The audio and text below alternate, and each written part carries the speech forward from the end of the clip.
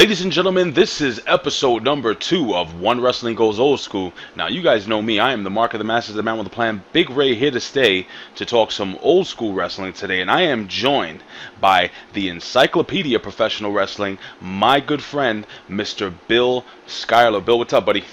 What is going on, Ray and wrestling fans worldwide? Well, now, Bill, as you know, and some of the fans here at 1WRESTLING.com know, I drove down to Philadelphia about a week or two ago, and I met Bill Apter, and we actually shot episode number 1 of One Wrestling Goes Old School. Now, what's going to happen is every once in a while, Bill Apter, you know, he's a very busy guy. He's going to be joining us on the show, and why don't you tell the fans a little bit about why the old school wrestling is so important to you, or why is it important in general, before we get into our actual show? All right, old school wrestling is important to me because as a fan of wrestling for like going on 40 years, you know, showing my age a little bit, right? But it's it runs in a circle. Things are kind of repeat themselves, and what was old is new again. Right. But a lot of things from the past that worked very well for the promotions, they've slowly cut away or done away with because they don't have guys in the business running the shows as far as the booking, which is almost, there really is no such thing as a booker anymore when it comes to the major leagues.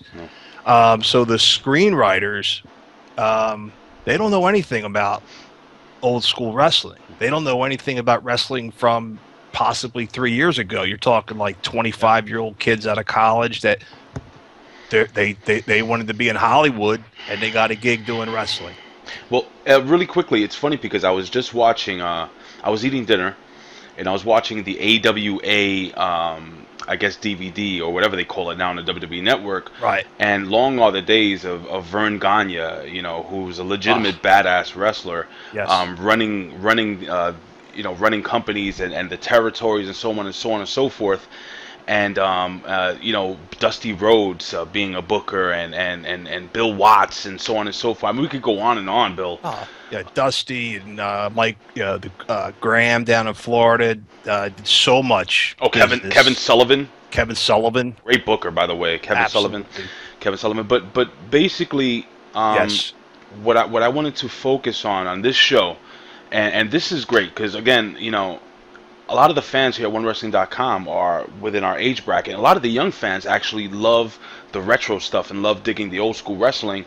And I think it's always good. They do. Yeah, it's always good. This is, again, my opinion. We'd like to know your opinion. Leave your comment here below, 1WRESTLING.com or YouTube /1WRESTLING-video. I think it's always good to know the past, you know what I'm saying, so that you can appreciate what's going on in the present.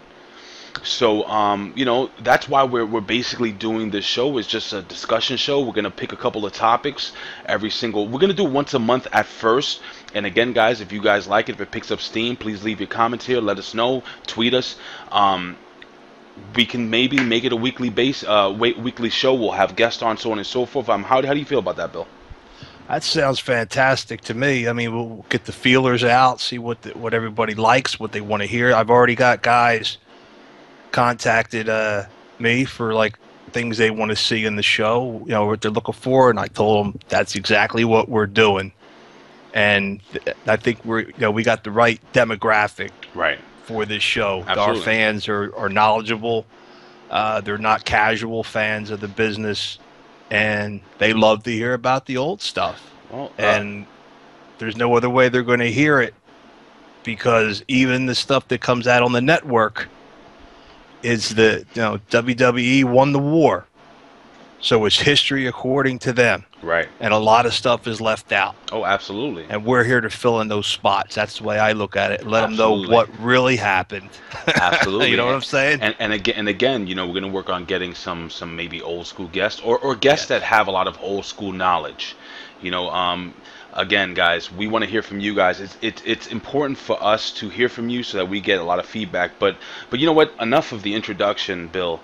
I want to jump right into our first topic. Now, every single month or maybe every single week, depending on what you guys think, we're gonna kind of break down one of our favorite old school feuds.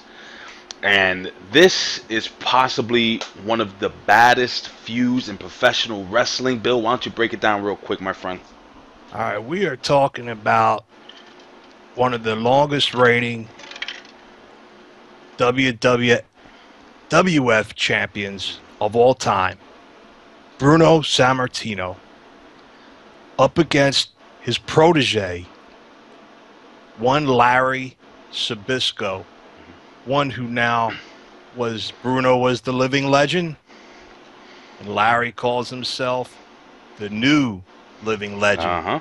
And it was a shocking feud. It was everything about it stunned the entire wrestling world, especially in the Northeast, where the WWWF was, the biggest in the country. We're going to get into that, and that's just was, the way of the NWO coming into effect, in the later generations, very similar to the shock value if that happened then, because nothing like that had ever happened before. Now, really quickly, in that federation. If I'm correct, this may have been one of the very first feuds where you had the teacher. Now, this is a story that goes back thousands and thousands of years. I mean, but this is the first I remember of a teacher taking a younger wrestler under his wing. I can't remember a prominent role in any major organization. I'm talking about NWA, Georgia Championship Wrestling, WWWF, or whatever at the time, NWA. But Larry Zbyszko was a young up-and-comer at the time, and Rookie of the year. Rookie of the year, right? That is correct. And I remember this match. I remember they had a kind of an exhibition match. And do you remember that match, Bill? I do. Larry had been coming out for several weeks. He had put an open challenge to Bruno because he felt that the fans in the wrestling world didn't quite respect him enough as his own man, that he was always Bruno's boy. That was Bruno's protege. And no matter what he did, it was always under Bruno's shadow, which was a rather large shadow and huge shoes to fill. Right. Bruno Sammartino refused to wrestle him continuously. And Larry came out and on the live studio audience there at the Hamburg Arena, I think it was, where they used to film all the TV, Pennsylvania. Larry basically said that if he did not get this match, that he would leave and he would retire from wrestling. And they called Vince McMahon Jr. was the broadcaster and interviewer, young man at the time, far from the Mr. McMahon character in later years. Absolutely. I love it. If you get to see it, they came out wearing like the old 1970s blazers. The big lapels and everything like that. Big lapel, yellow WWWF blazers. What was it? The cowlick? The cowlick, exactly. Cowlick haircut, And he called Bruno out.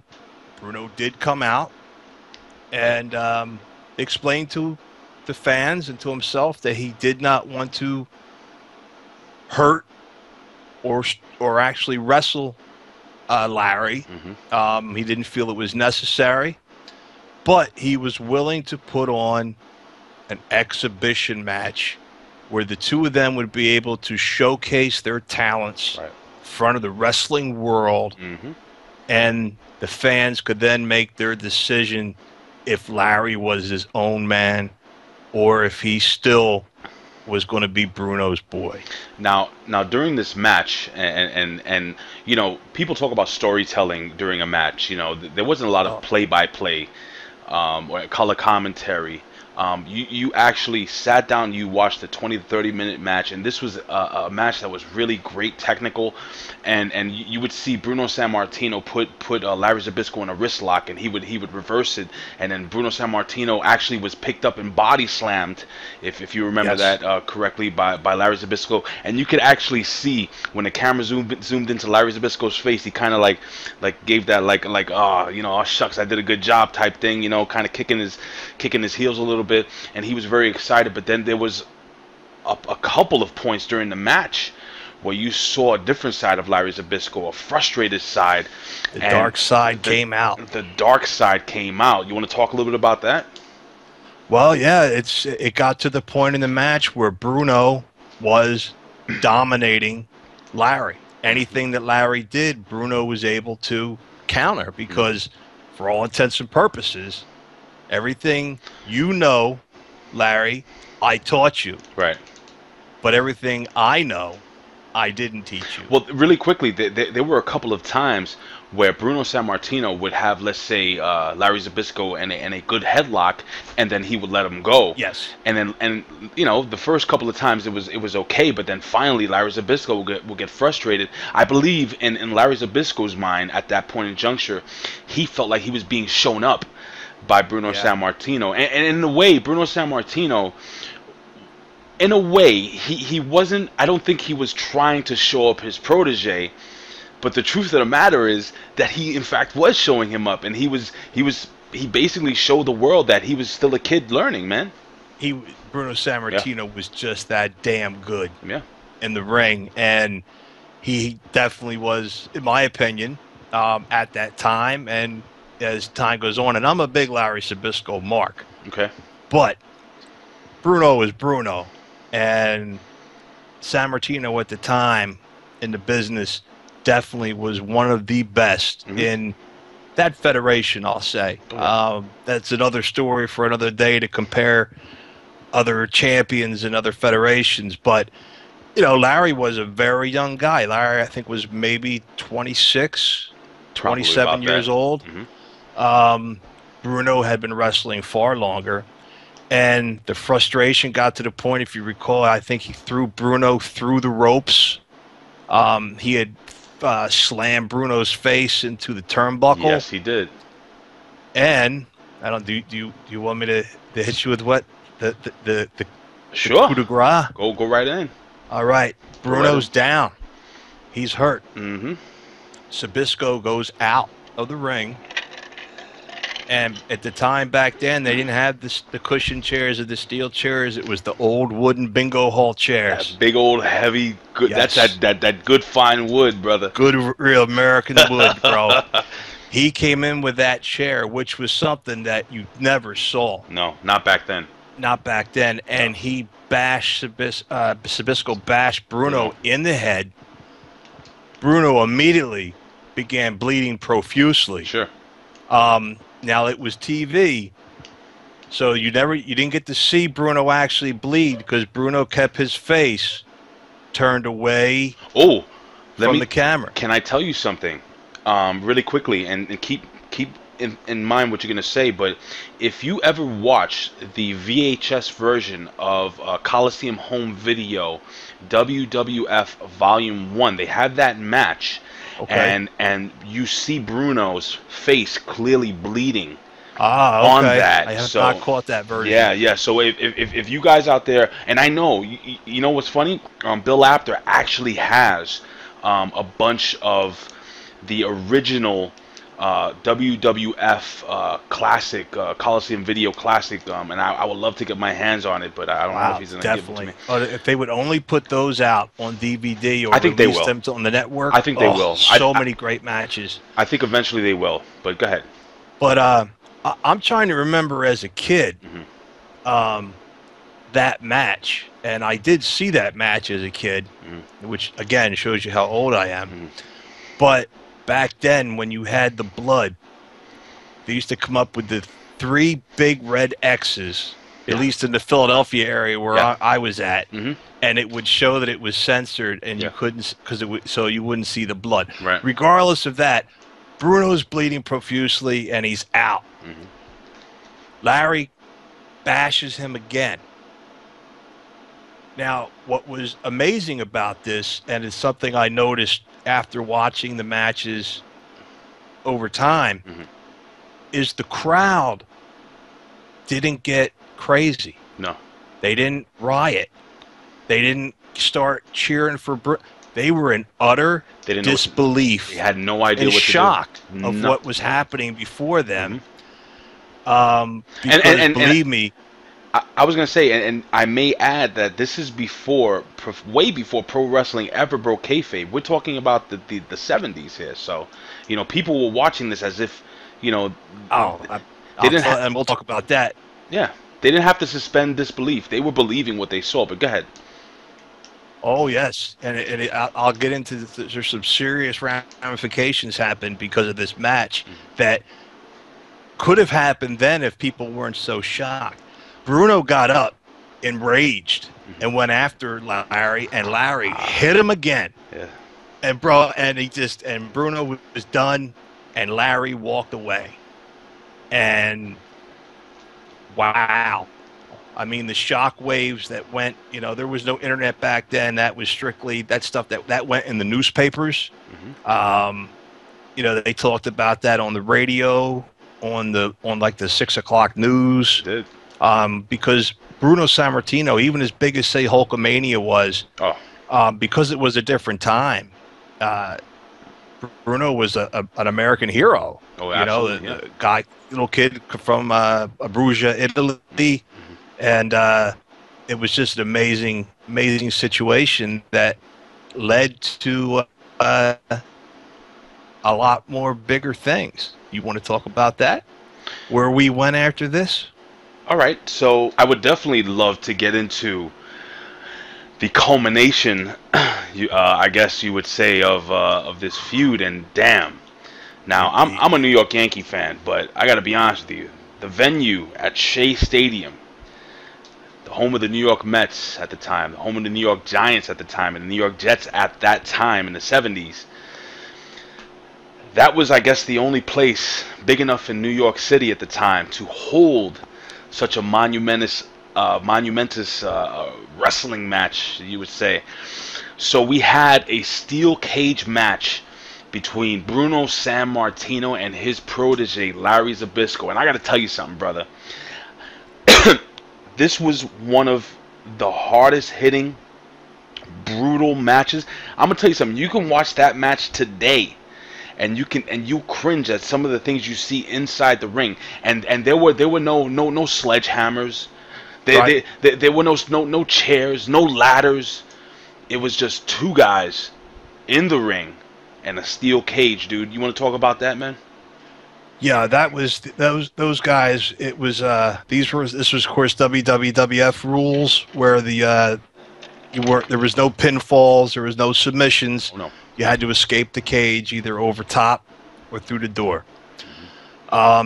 So these guys just commenced to whipping each other from one side of the cage to the other. And these were big boys, and when they were going into those, because these were the older cages too, where it was like chain link fence. Yeah. And they were hitting those fences and bouncing off of them and like going way out into the thing and coming back. And, and of course, they were bleeding. Bruno had a severe cut in his shoulder arm area. I was going to tell you. I was going to tell you about that. That was the first time I remember seeing anything like that. His whole arm actually was raked. Yeah, down. He had a series somewhere of cuts. in the fencing that there must have been something sharp or hanging out, one of those the little crisscross things or something. But they definitely ripped his arm wide open. And Zbyszko worked. He worked the arm. But go ahead. I'm sorry.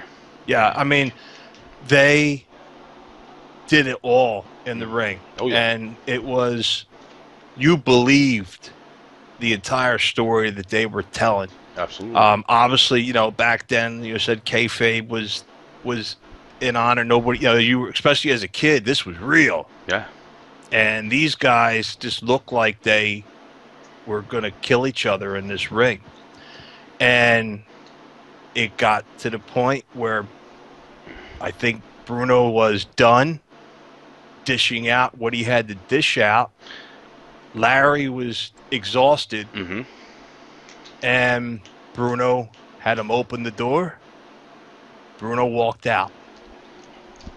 He did that. Yes. What basically happened, if I remember offhand, he had slammed Larry's face on one side. He ran and slammed Larry's face on the other side. Exactly. He went back and forth, slamming Larry's face into the sides of the cage. And like you said, brother, when he slammed him into the cage, it wasn't just like in wrestling where they're kind of like blocking. No, they were going full blown into the cage. Yes. And Larry Zbyszko was down on his knees and you could just see the look of disgust on Bruno Sammartino's face, and he basically said, "I'm done with you."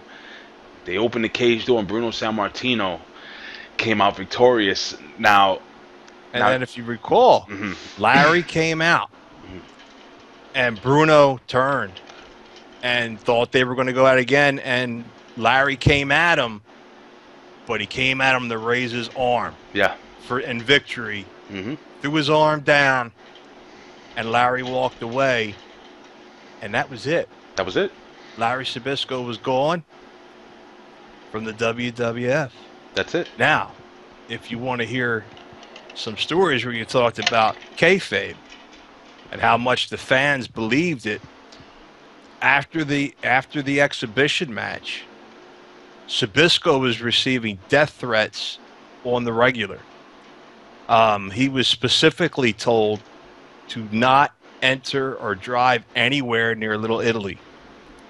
That the word was like if they caught him, they were going to do him in. Bruno wound up. I mean, not Bruno. Larry wound up getting. Larry's able to start a riot almost instantly from that point forward by calling himself the Living Legend. Oh yeah. And the crowds went ugly. He got stabbed by a fan.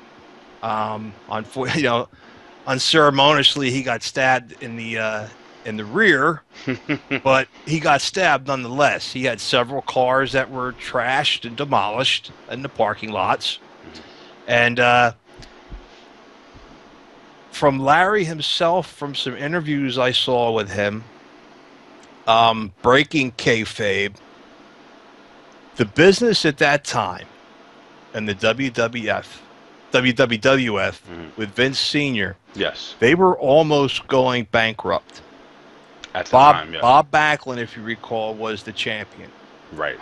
Everybody loved Bob, but they said Bob Backlund couldn't put anybody in the seats and made no money. Larry called up Vince Sr., said, "I got a great idea. You need to get the belt off this kid. Why don't you I'll be the transitional champion, and you get somebody else that can draw money, because he's killing the company." Vince Sr. said, "Absolutely not," and slammed the phone down on him. Now, Bruno and Vince Sr. hated each other. Vince Jr. and Bruno had a great relationship. So Larry called Bruno. He called Bruno to tell him what happened. And Bruno was like, "Really? He hung up on you. This is what we're going to do." And this is where the feud came in. That was Bruno's idea, and he had the stroke because of who he was to get that pulled off over top of Vince Sr., the head booker. Oh, yeah. Had no choice but to go ahead and do it. And I thought that was, I love behind the scenes stuff like that now that I'm older. Right. And that just blew my mind. And that was just like, wow. They came up with that. And the fact that the day of the match at Shea Stadium, they originally were going to have Zbyszko win. And as the crowd filled, and the crowd was so pro Bruno, and it was so ugly, that they said Bruno told him, "We can't do it. You'll never make it from the cage to the dugout.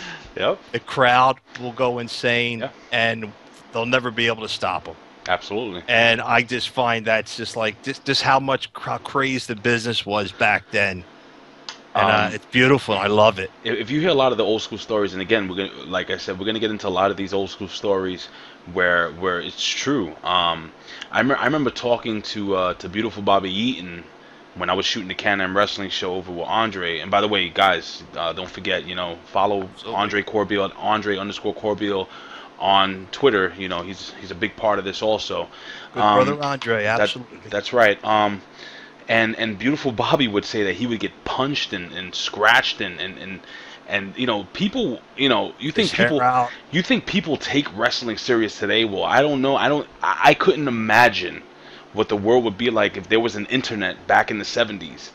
I mean, it's ridiculous, but nonetheless, and we're gonna move on from this topic, but Bruno Sammartino wrestled for a few more years, and then he basically retired from professional wrestling, coming back, and I was there.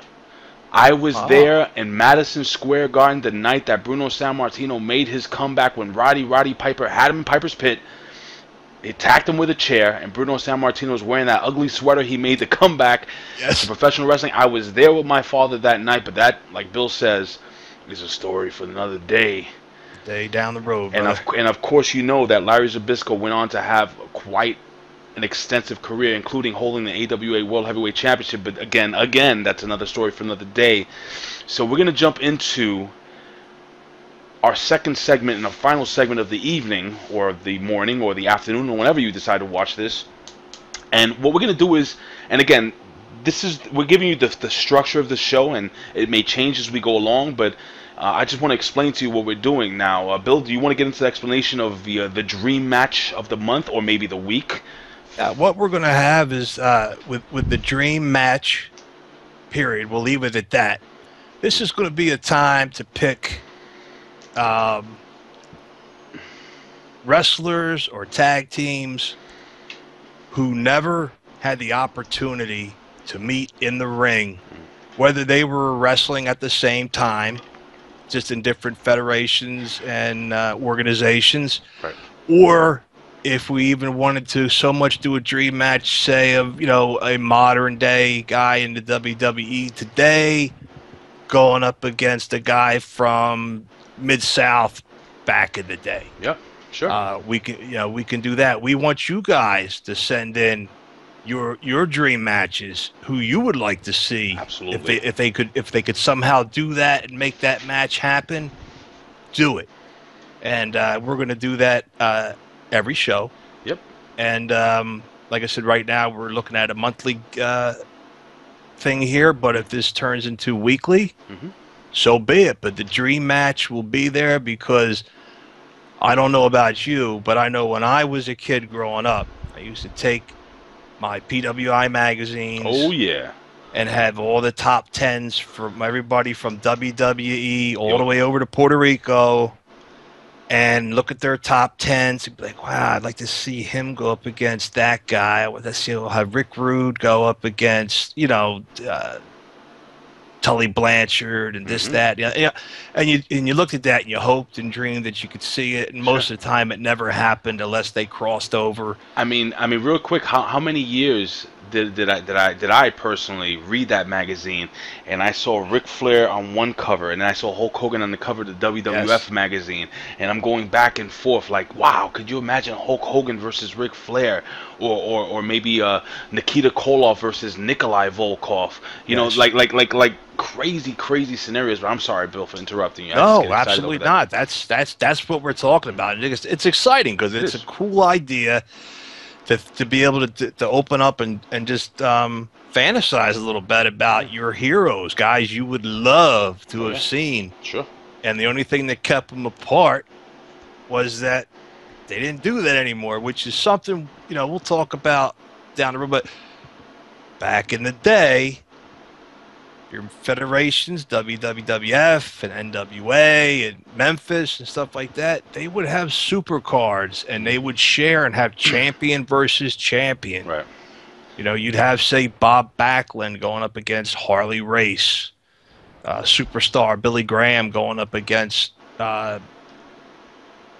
whoever was, again, probably Harley Race. Might have been Terry Funk. I don't remember, but these were things you got to see, and you got to see like Jerry Lawler going up against guys in Texas in the world class, and before they merged, and it gave the fans a little, almost like a Super Bowl type of thing between the federations, where you just wish that, you know what, it'd be awesome if they did that one big super card a year where you would just, somebody would come out as the #1 wrestler in the whole world. Sure, absolutely. And we never really got that, other than the WWE conquering the world. They tried the Super Clash, but again, that didn't work out because egos overrode. Why don't we? That's another story for another day. Yeah, let's save that. So for down much the road. to talk about.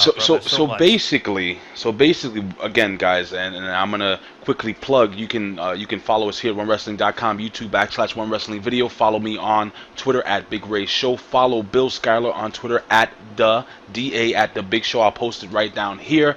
Of course, follow Apter 1WRESTLING, Bill Apter here on Twitter also. Now, this is where you guys are going to come in. We're going to ask you guys to give us wrestlers, tag team matches, any stipulations, cage matches, ladder matches. It could be anything. You have Bruno Sammartino versus Hulk Hogan in a ladder match. Whatever you think is cool. It could be anything. I was even thinking, what about, it doesn't have to be like a megastar. It could be Carlos Colon versus Galito, his son. Absolutely. Both in their prime. Who would win? Who would go over? How would you book it? So again, guys, we're going to jump into this match. And this is going to be, now what would you say, Bill? A straight tag team match?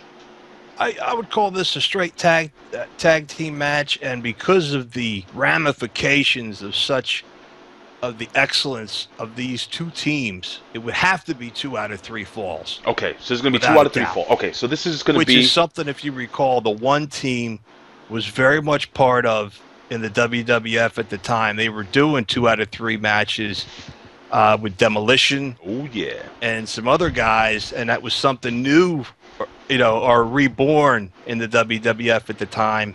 And it's something I wish they would kind of bring back again, but that's something for their writers to come up with, which if they listen to this show, they'll find out about how that stuff worked that made the fans love it. All right, so we're going to jump into this match. This is our final segment of the evening. And again, this is our dream match. Now, and these guys have never faced before. Never. Think about it. These guys were around the same time, and they continued to almost, I think, every single, well, maybe not every single member, but most members actually had relatively good singles careers, or solid or even superstar singles careers, except for one guy who just became the Intercontinental Champion and was kind of But we have the Steiner brothers, Rick and Scott Steiner, versus the Rockers, a.k.a. the Midnight Rockers. The Midnight Rockers, Marty Jennetty and Shawn Micheals. All right, so what do you see? If you were booking this match, what would you do? Who do you? First of all, let's break down Scott and Rick Steiner. Go ahead, Bill. Why don't you break down that tag team of Scott and Rick Steiner? All right, you're looking at a team here, and I'm going to give you the whole shebang on these guys, because this is a team that had it all, and in their time, and even today, there's one other team out there that's got the accolades that they do. But we're not going to discuss them tonight because that's a story for another day as well. Right. But Rick and Scott Steiner were 2 fantastic high school and collegiate athletes in wrestling. Oh, yeah. They were phenomenal. Michigan State. Rick was the older brother. Rick, I remember coming into the NWA with Hot Stuff International with him and Sting and Hot Stuff Eddie Gilbert, and had a little bit of a solo career and did some work with another team here and there. But eventually Scotty came in, the younger brother, and you had Rick stood at 5'11", 220 pounds. Now, a lot of folks know Scott Steiner, the genetic freak, Big Poppa Pump. Scotty was not quite that large back then. All right, Scotty was, still, he was 6 foot and he was 225, but he was still a big boy. Oh no, he was jacked. Don't get it wrong. He was jacked. He had it all. They've held 11 world titles. They had U.S. tag team titles one time. They held the NWA, WCW titles 7 times, WWF twice, and the IWGP 2 times. And they're the only team in history to have held the WWF, WCW, and the IWGP titles. Nobody else can claim that. They were the only ones. 1990, they had a fantastic tournament called in WCW, the Pat O'Connor tournament with all the best tag team wrestlers they had in their company. They won that in a phenomenal way. They just went through the competition like a hot knife through butter, brother. They just did it all. And they were, Pro Wrestling Illustrated. They were always in there. They had Match of the Year in 91 against Sting and Luger. They were Tag Team of the Year in 90 and 93. And out of the top 100 tag teams of all time, they came in number 2. Okay. All right. I'm not going to tell you number 1 because number 1 we're going to talk about in another show because that's a team that, of course, being number 1 on that list was quite a tag team. But, we'll digress on that and not go so much into that. Now that's their accolades. That's everything they had going for them. Okay. You want to talk about the Rockers? No, you can go ahead. You want me to go ahead with that? Go ahead. Knock out, brother. Go. Now we had the Midnight Rockers in AWA.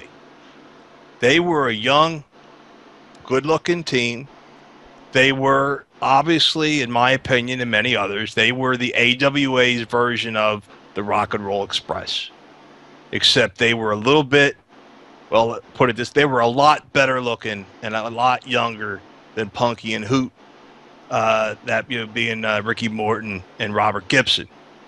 You had Shawn Michaels, 6 foot tall, 225, many years away from being Mr. WrestleMania and what he would eventually turn into. He was a young, up-and-coming kid with all kinds of moves. Fantastic guy in the ring, and he was good on the mic. Yes, he was. His partner, Marty Jennetty, 5'11", 226, very solid wrestler, had it down. He was the typical second guy in the tag team. Right. He was the guy that, as time went on and it showed, he was not able to develop into that superstar status, unfortunately. Right. He didn't have the it factor. No, not at all. And back then, especially with the WWF, you had to. Right. And he didn't have the gimmick. He didn't have the right look, and he was terrible on the mic. Yes. But regardless, for this time and period, it doesn't matter. They were awesome. They beat the heck out of the entire AWA tag team division. They held the straps there twice. They actually held the NWA Central States title at one time. And they have an infamous title that they won later on as the Rockers. I want to get into that. Okay, you hit that right. I'm going to get into that. So, basically, at the time, the tag team champions in the WWF were the Hart Foundation.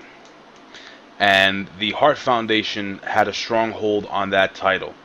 Now, I'm not going to get into the entire match, but long story short, what basically happened was that they were televising this match. All the matches were pre-taped. There was no live, there was no Raw, there was no Nitro, there was no WWE Network. Everything was pre-taped in big, giant arenas all over the country. So, and I believe it was for Superstars of Wrestling, yes, which was a show they showed every single Saturday and sometimes partially on Sundays in the morning. So, basically what happened is that the Rockers actually went over and they actually won the tag team titles. But during the match, the top rope had actually snapped and come loose, which led to a really, and this was almost halfway throughout the match. They obviously finished the match, but Vince McMahon made the decision at the time that this match didn't look good for TV. Now, I couldn't imagine that ever happening nowadays, but basically they legitimately won the tag team titles for the WWF, and then it all disappeared into thin air. So go ahead, Bill. Yep, and in my opinion, with that was a case of Vince McMahon was very big on Shawn Michaels. Yes. Shawn Michaels was his guy, and he had his eye on Shawn from the moment he came into the Federation, and he had big plans for him. Oh, yes, he did. But at that time, Bret Hart had a lot of stroke. And I think that Bret was able to, with the match looking bad, he probably talked to Vince, this is terrible. Look how horrible this looks on TV. Those kids aren't ready to hold the belts yet. Right. And he basically probably talked his way into it, and it went. Now, I remember reading about that, and I was like, oh, man, give them guys at a pay-per-view or something. Give them a second shot. Let them have a feud. Never. Where they could win the titles, and they never did it. And as far as the history books go, they never held the WWF titles, which is a crying shame. And again, I think if the Midnight Rockers had gone to, let's say, the NWA, I think they would have definitely held the titles there. Potentially having some unbelievable feuds with the Four Horsemen, Tully Blanchard, Arthur Anderson, with Ricky Morton and Robert Gibson, the Midnight Express, so on and so forth. Yeah, but I mean, even in the WWF, look at the fantastic feud with the Brain Busters, bro. Oh, sure. I mean, that was a dream match right there that we got a glimpse of with part of the Horsemen in the WWF. And back then, the NWA did have a secondary tag team title, which was the United States Tag Team title, which held a lot of validity back then. But the WWF did not have that. So now that we know a little bit about these tag teams, so how would you book this match, and why do you think who would go over? And we're going to have to actually speed through this because we're running out of time, my friend. Okay. Well, both teams were baby faces. Mm-hmm. The Rockers didn't have that mean streak in them at all. Okay. Where the Steiner brothers were a little bit different. So we're booking the Steiners as the heels. I'm Steiners assuming. Are going to be the heels in this because I definitely see them coming in and turning it up way hot. Okay. Way hot to show who's the best. And nobody would be telling that story better than Scotty on the mic. Oh yeah. And I would love to have heard promos going back and forth between him and Shawn Michaels. Sure. It would have been great. I think that would be, we'd get that book together. Neither team had managers. So that would be a case where, we don't have to worry about managers involved. And like I said, 2 out of 3 falls, you have to, because the moves that these guys did and would put on, this would probably be a 30-minute to an almost hour match they could put on. This is the 80s, so I would agree. Right. And they would do. I mean, Vince wouldn't really like it so much. NWA, WCW, not a problem. You want to do a 60-minute match, they'll do it. For a big super dream match like this, we make the rules. So it's going to be 2 out of 3 falls. Must be a winner. I'm gonna, and I would even put in, all the rules are in. It's not DQs. It's got to be a pinfall or submission. And to me, I think the match would start out, all intents and purposes, I would see Scotty coming out and him and Shawn going at it right from Jump Street. Okay. And the aerial moves, Shawn Michaels would definitely have over top of the Steiners, although those guys could move around and fly as well. Yes, they could. For big guys. I think you would see Scotty get over on Michaels through the strength. And once he grabbed a hold of him and started hitting him with belly-to-belly suplexes and a few Steiner lines, and he'd be dying to tag out to Marty Jennetty. I actually, this is the way, really quickly, I would actually book this 3-match set. And you tell me what you think about this. Okay. Like you said, because I definitely see the Steiners winning the first match, and I definitely see Marty Jennetty taking. I see Marty Jennetty taking the brunt of it. He'll make a hot tag maybe towards the end of the match, but then somehow Marty Jennetty gets tagged back in.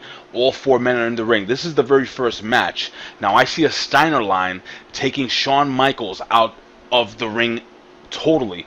Rick Steiner goes out to work on Shawn Micheals outside, while I feel Scott Steiner goes to the top rope, hits the Frankensteiner, and gets the 1-2-3 on Marty Jennetty, up 1-0. Now the second match, I think it's going to be a quicker, shorter match, where I actually see maybe an arrogant Scott Steiner, a really arrogant Scott Steiner, kind of grabbing Marty Jennetty by the hair, kind of holding him up by his weight, and out of nowhere, maybe a small package out of nowhere, a quick 1-2-3 count.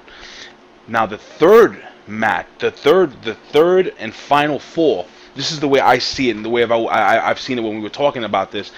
I actually see the Rockers with a lot of double team maneuvers. I see Scott. I see Scott Steiner, Rick Steiner taking the brunt of most of this battle.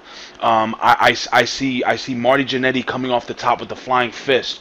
I see the double fist coming off the top, but Scott Steiner comes in, makes the save. Again, all 4 wrestlers in the ring. Double drop, double super kicks. Double super kicks, double suplexes, so on and so forth. But I think when it's all said and done, I believe as the heels, I see Rick Steiner possibly holding up a chair on the outside of the ring as the referee is distracted, as Scott Steiner drives Marty Jennetty's head into the chair.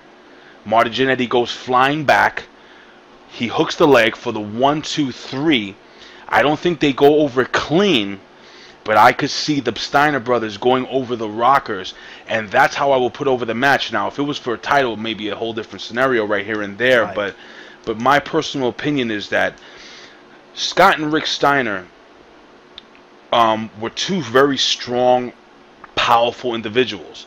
Marty Jennetty and Shawn Micheals were technically sounding quick, but here's the problem. Scott Steiner and Rick Steiner were also technically sound. Yes. They were also quick. They were also agile, and they were just as powerful, and they were brothers.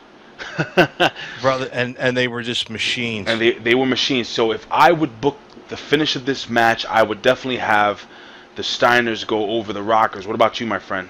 Before we wind down. I totally agree with that. That's I felt the same way, that the Steiners would take the first fall, win that. It would go with the Rockers with that one, and then that's when the Rockers would pour it on. Right. And they would hit them with every super fantastic spot that they could do. All the double stuff off the top ropes, the drop of the elbows, the fists, doing the rocker plex, everything. But it's just not happening. And yes, I expected there was going to be foul play involved. Type of foul play. Plunder would come out, as the Dream would say, and somebody was going to get hit and hit hard, and the ref wasn't going to catch it, and the Steiners would win dirty. But in all reality, I say that they really would have won that match without resorting to the chair. But since they were the heel, that's the kind of thing they would do. Well, the only reason I have the Steiners resorting to using a steel chair was because, now, I did say that the Steiners had the physical strength. They were just as quick, so on and so forth, technically sound. But I think the conditioning factor goes with the Rockers, and the heart may as well go with the Rockers. So frustrated. I think they would get frustrated to a point, and even if they weren't heels, it would be a great chance to turn them heel right then and there. Ladies and gentlemen, there you go. This has been episode number 2 of Old School Wrestling. Again, it's 2 guys. We're not old, but it's 2 guys talking old school wrestling, talking about the past. What happened in the past actually has to do with what's going on right now in the future, ladies and gentlemen, or the present. I say this all the time. I would do this for a living, but if I can, I would do it anyway. Why? Because I love talking wrestling. Now, ladies and gentlemen, we want to hear from you guys. Do you like this idea? Do you like me and Bill talking old school wrestling? We want to hear your ideas, guys. Please leave your comments here below. Again, you can follow us here at 1WRESTLING on Twitter. Follow Bill at The Big Show. Follow me at Big Ray Show. Do not forget to follow Bill Apter, who will be on this show at Apter 1WRESTLING. Ladies and gentlemen, it has been a pleasure, Bill, talking to you tonight about some old school wrestling, my friend. And I can't wait to hear from you guys. So, Bill, where are we going to see the guys? I think we're going to see these guys down the road. That's a story for another day, brother. Absolutely. Peace. Peace.